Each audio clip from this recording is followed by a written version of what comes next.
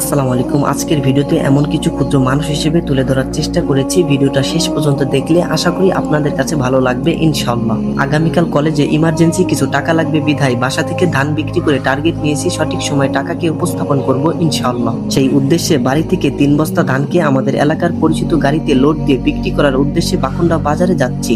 সেখানে পৌঁছে সম্মানীয় ক্রেতা ধান দেখে মূল্য বলেছে 40 কেজি 1140 টাকা করে দেবে, অর্থাৎ কেজি পড়েছে 28 টাকা 50 পয়সা করে। তার কাছে বিক্রি করে সম্মানীয় বাবার বয়সী কুসুর বিক্রেতার কাছ থেকে 1 গ্লাস শরবত পান করলাম আলহামদুলিল্লাহ।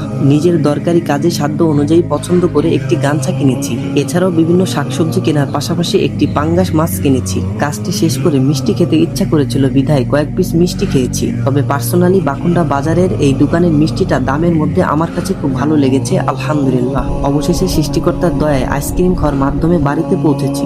আমাদের এলাকার সম্মানীয় মামা ইসলামকে ভালোবেসে পৃথিবীর সবচেয়ে শ্রেষ্ঠ বাক্য উঁচু স্থানে টানানোর সিদ্ধান্ত নিয়েছে। আমি বড় গুনাহগার মানুষ হিসেবে তার কাজে সৃষ্টিকর্তার রহমতে সাহায্য করেছি। মানুষ হিসেবে অনেক ভুল আমাদের আছে, তবে চেষ্টা করতে পারি ভালো কাজ করা বা পাশে থাকার জন্য।